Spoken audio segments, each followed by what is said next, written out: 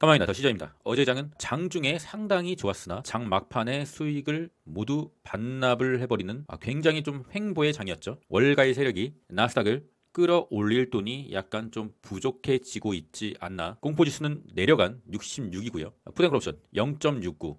이때처럼 한 방에 훅 내렸다가 약간의 반등을 해주고 다시 한번 이 피날레의 구간으로 가줘야 되는데 현재 패턴은 약간 좀 비슷한 경향. 약간의 한번 푸드앤크롭션이 오르고 증시의 조정이 한번 오고 다시 한번 이런 피날레의 구간으로 갈 수 있는 가능성은 여전히 남아있다. 오늘은 이제 자산시장의 상승 패턴에 대해서 한번 말씀을 드리고자 하는데 미국 주식의 경우에는 빅테크가 먼저 상승을 합니다. 엄청난 자금을 쏟아부으면서 빅테크가 먼저 상승을 하고 그 다음에 현재처럼 증시를 더 이상 끌어올리기 힘들다. 월가의 세력들이 돈이 모자르다. 그래도 월가의 세력은 돈을 벌어야 되잖아요. 그러면은 시총이 빅테크보다 작은 중소형주를 들어 올립니다. 빅테크를 1% 들어 올리는 돈으로 중소형주를 10% 들어 올릴 수 있기 때문에 그 다음에 이제 중소형주도 다 갔다. 그러면은 듣도 보도 못한 개잡주, 처음 들어보는 종목, 그런 개잡주들이 상승합니다. 중소형주를 10% 들어 올릴 돈으로 개잡주는 100% 들어 올릴 수 있으니까. 초록색, 노란색, 빨간색 신호등이죠. 빨간색이 나오면은 우리는 뭘 해야 될까요? 멈춰야겠죠. 어제도 아이온큐 40% 올랐고 중소형주죠. 이제 곧 빨간불이 켜질 것 같습니다. 듣도 보도 못한 개잡주가 하루에 100% 오르는. 그 다음에 이제 조정이 오는 거죠. 하락은 역순이다. 개잡주 미친 듯이 바닥으로 내리꽂을 것이고 중소형주 내려꽂을 것이고 그 다음 빅테크도 조정. 얼마 안 남은 거예요, 조정이. 그래서 우리는 빅테크 위주로 투자를 해야 된다. 상승도 안정적이며 하락도 어느 정도 조정에 그칠 것이기 때문에. 하지만 이 중소형주나 개잡주가 주력이 되면은 좋았다가 나빴다가 나락으로 떨어질 것이다. 코인도 마찬가지입니다. 비트코인 상승, 현재 상승했고요. 라지캡, 누구나 아는 솔라나, 도지코인, 리플, 에이다 이런 종목들 상승이 오고 그 다음 개잡코, 진짜 듣도 보도 못한 개잡코인이 하루에 100%씩 오른다. 그러면은 코인의 시즌은 끝난 겁니다. 코인의 시즌은 끝나는 거예요. 주식은 다시 한번 조정이 온 다음에 다시 빅테크로 가겠죠. 그리고 이렇게 계속 순환을 하는 거예요. 하지만 코인의 시즌은 끝난다. 엔드. 뭔 말인지 아시죠? 그러면 현재 우리는 뭘 해야 되냐? 저점에서 잘 주운 지수, 레버리지나 빅테크는 약간의 수익 실현이나 아니면은 평단이 났다고 하면은 존버를 해볼 수 있는 것이고요. 왜냐하면 조정이 온 다음에 다시 한번 상승이 오니까 중장기 투자로 존버를 할 수가 있는 것이고 현재는 약간의 중소형주나 개잡주를 해야겠죠. 굳이 하려고 한다면요. 물론 반드시 손절 라인을 명확히 잡고서 단기 매매, 하루 이틀 보는 단기 매매. 물리면은 물 타는 게 아니라 손절한다. 현재 코인도 마찬가지입니다. 비트코인 현재 살 때는 강력히 아니고 고통을 참아내고 존버한 자들의 몫입니다. 보유자의 영역. 그리고 현재는 라지캡, 개잡코를 단기 매매로 해봐야 될 구간. 차트를 좀 볼 줄 알아야 이런 중소형주, 라지캡, 개잡주, 개잡코를 할 수가 있습니다. 한마디로 현재는 조심조심해서 투자를 해야 되며 시드를 강하게 때려박을 순간은 아니다. 약간의 재미없는 구간이 올 수가 있으니까 시드의 일부 시도로 단기 매매를 해봐야 될 장세입니다. 오늘의 일정은 미국 신규 주택 판매, 건축 승인 건수 있는데 그렇게 중요한 지표는 아니고요. 빅스 지수입니다. 빅스 지수가 드디어 21선을 터치를 했다. 조금 더 갈 수는 있으나 내려오고 있는 빅스의 추세. 빅스 지수가 더 오른다고 하면은 증시의 조정이 오겠고요. 하지만 빅스 지수는 내려오고 있다. 증시의 조정이 와도 4월달처럼 급격한 미친 하락장이 아니라 다시 한번 증시는 반등할 것이다. US100 나스닥 지수 현재 오늘 좀 좋지 않게 흘러가면서 급등의 채널을 이탈을 할 것 같습니다. 오늘이 아니더라도 월요일에는 이탈할 가능성이 크다고 저는 생각하고 있어요. 급등의 추세는 5일선을 빨간색 5일선을 깨지 않고 가야 되는데 현재 5일선을 깼다. 그렇다고 하면 약간의 눌림 뒤에 다시 한번 20일선은 돌아가고 있으니까 21선을 맞이하고 다시 한번 상승을 해주지 않을까. 현재 21선과의 간격은 약 한 2.5% 정도. 그리고 증시의 상승 추세냐 하락 추세를 결정짓는 200일선과의 간격은 한 3%좀 넘게 남아있다. 그러니까 증시는 현재 구간에서 3% 정도의 조정은 충분히 올 수도 있겠다. 온다는 게 아니라 올 수도 있겠다라는 마음가짐을 갖고 계셔야 됩니다. 그리고 한 3% 정도의 조정이 만약에 근시일 내에 온다. 그렇다고 하면은 이제 그때부터 다시 한번 중기 스윙의 물량을 분할 매수로 접근해봐도 되겠다. 주식은 100% 예측할 수는 없지만 항상 시나리오는 갖고 가야 된다. 구글입니다. 구글이 어제 상당히 올랐다. 말씀드렸잖아요. 현재 굳이 매집을 하겠다고 하면은 매그니피 7 중에 유일하게 가지 못한 구글과 애플뿐이 없다. 구글이 엄청난 반등을 해주면서 지금 200일선, 파란색 200일선에 극적으로 주차를 했다. 최근 더 CJ 가족들은 구글을 조금 샀었는데 일단은 멤버십 회원님들 중에서 단타의 성향이신 분들도 있고 중장기 성향이신 분들도 있는데 개인적으로 중장기 성향이신 분들은 구글을 약간의 더 하락이 와도 가져갈 수 있다고 생각해요. 하지만 단타의 성향이신 분들을 위해서 구글이 상승 채널 상단 저항, 단타의 성향이신 분들은 익절 자리입니다. 어제 밤 11시에 말씀드렸고요. 정확하게 최고점에서 단기 성향이신 분들을 위해서 다시 저는 말씀을 드렸다. 채널을 그었잖아요. 미국 주식의 빅테크는 채널대로 간다. 채널 상단 터치했으면 약간의 조정, 상단 터치했으면 약간의 조정. 상단을 터치했기 때문에 단타의 성향이신 분들은 익절 자리입니다. 라고 말씀을 드린 부분이고요. 하지만 일단은 상승의 파동 중이기 때문에 약간의 조정이 와도 다시 한번 갈 수가 있다. 이때는 증시의 조정과 그 시기가 겹치겠죠. 애플입니다. 애플은 정말 못 났습니다. 21선이 돌아가다가 약간 꺾이고 있다는 것은 애플이 조금 더 하락을 할 수가 있다. 그것이 이제 근시일 내에 펼쳐질 수도 있는 나스닥의 조정과 겹친다고 하면 애플은 추세 하단인 196달러, 지지 못한다고 하면은 192달러까지도 조금 열려있는 부분이다. 하지만 이 구간은 애플을 매도하고 도망갈 때가 아닌 약간의 초분할 줍줍을 해야 될 시기다. 애플을 소유하고 싶다라고 하시는 분들은 애플이 190달러 중반대까지 내린다고 하면 애플을 분할로 매수해야 될 구간이라 보고 있습니다. 다시 한번 이 채널을 깨고 이때 관세 비매 기간처럼 쭉 내릴 거라고 생각하고 있진 않습니다. TQ.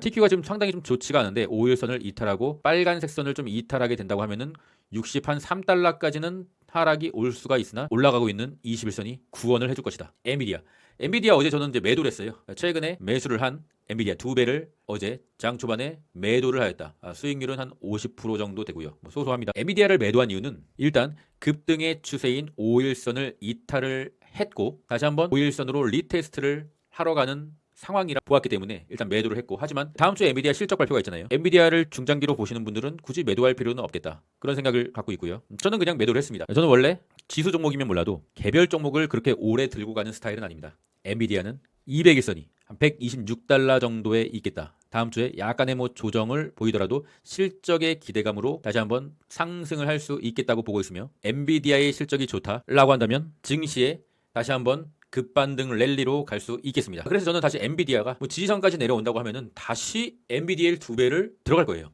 반도체입니다. 반도체가 이 지지선에 현재 걸려 있는데 상당히 좀 위태위태하다.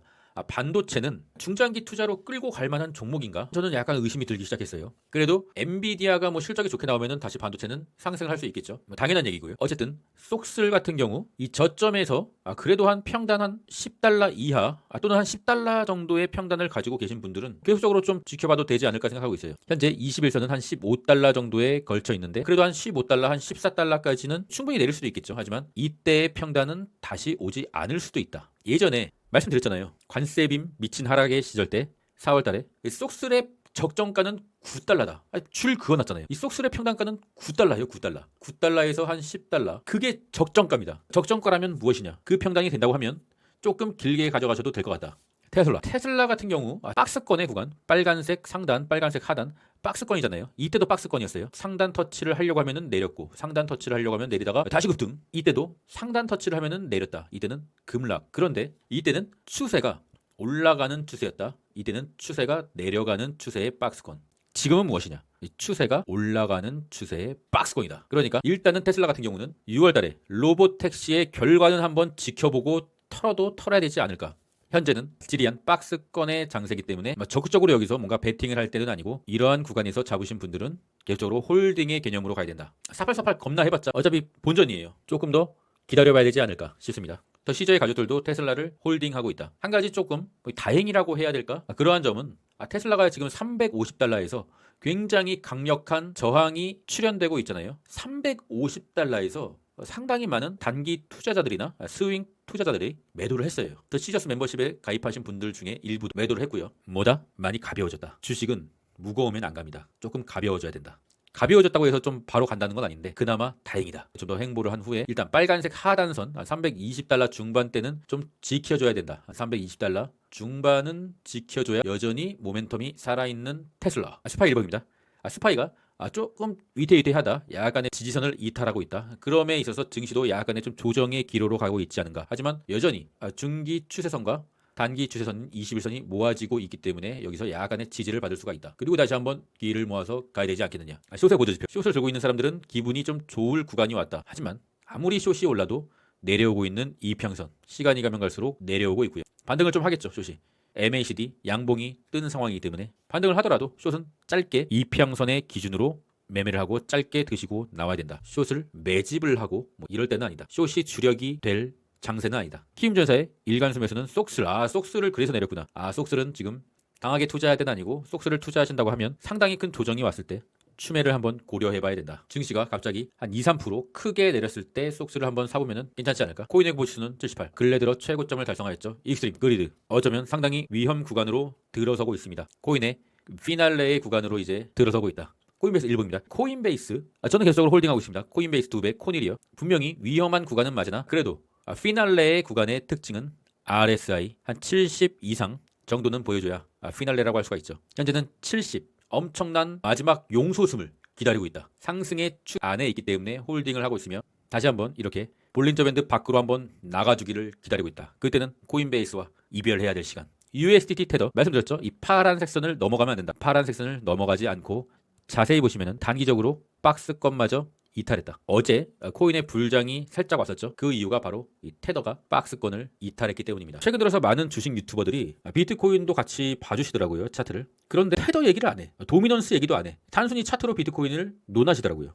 비트코인이나 코인을 하려고 하면은 테더의 차트와 도미넌스를 좀 체크를 해야 돼요. 그걸 체크하지 않고 코인을 논한다? 그거는 그냥 자신은 투자도 안 했는데 그냥 말만 하는 거죠. 비트코인 도미넌스가 약간의 좀 하락을 하면서 21선을 살짝 이탈하는 흐름이 아닌가. 비트코인의 상승기에 도미넌스가 하락을 한다. 알트코인의 상승. 그렇기 때문에 저는 최근 들어서 물론 알트코인은 소액으로 합니다만 알트코인을 추가적으로 조금 샀다. 비트코인의 주봉입니다. 장기 저항선의 윗꼬리가 최고점. 장기 저항선의 윗꼬리가 최고점. 현재 장기 저항선의 돌파. 사실상 저항선을 돌파하면 어디까지 갈지는 모른다. 하지만 우리가 이 캔들이 윗꼬리가 될 수도 있다. 지금 비트코인을 강하게 살 때는 아닙니다. 고통을 견디고 홀딩한 자들의 축제의 준비도 안 했으면서 남의 축제에 들어가게 된다고 하면 꺼다 놓은 보릿자루가 된다. 남들의 축제에 끼려고 하지 마라. 현재 비트코인은 보유자의 영역입니다. 비트코인의 일봉입니다. 비트코인 약간 오늘 내리고 있는데 지금 지켜줘야 될 자리는 한 109K 정도는 좀 지켜줘야 이 마지막 피날레가 유지될 수가 있다. 다시 밑에 채널로 들어와서는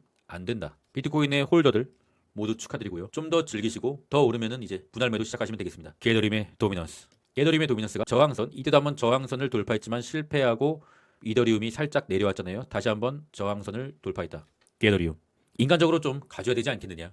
게더리움의 일봉. 200일선을 돌파했다가 실패하고 약간의 웅덩이를 만들고 다시 한번 200일선 터치. 200일선만 돌파하면은 3,000달러 갈 수 있다고 봅니다. 게더리움. 인간적으로 좀 요번에는 가져야 되지 않겠느냐. 코인의 공포지수도 익스트림 그리드인데. 더 CS 멤버십의 혜정님, 형캐리님, MC님 새롭게 멤버십 가입 및 후원 감사드리고요. 최근 들어서 UDT 멤버십에는 상당히 좀 고수분들이 많이 들어오심에 따라서 제가 도움을 드려야 되는데 오히려 제가 도움을 받고 있다. 신규로 들어오신 분들도 상당히 인사이트가 있고 트레이딩 기술이 좋으신 UDT 멤버십 회원님들의 도움을 받고 있고요. 계속적으로 해보겠습니다. 장기 멤버십은 좀 중장기 스윙의 스타일로 현재 시장의 장세나 체크해야 될 점 또는 변곡점에 대해서 누구보다 빨리 말씀드리고 있고요. UDT에서는 트레이딩을 계획적으로 하고 있다. 관심 있으신 분들은 고정 댓글 링크를 확인해 주시고요. 장애인이 되기 전에 내가 할 수 있었던 일은 1만 가지였다. 지금은 9,000가지가 된다. 선택은 2가지다. 못하게 된 1,000가지를 곱씹던가 남은 9,000가지에 집중하던가. 미첼 사업가. 주식도 마찬가지입니다. 이미 급등한 거는 놓아주세요. 못하게 된 1,000가지를 곱씹지 말고 남은 기회를 포착해야 된다. 이미 급등한 종목은 따라잡아서 누군가 받게 될 마지막 폭탄 돌리기의 폭탄을 맞지 말고 계속적으로 또 시저와 함께 새로운 기회를 잡아보시자고요. 그럼 전 끝까지 하겠습니다. 이상입니다.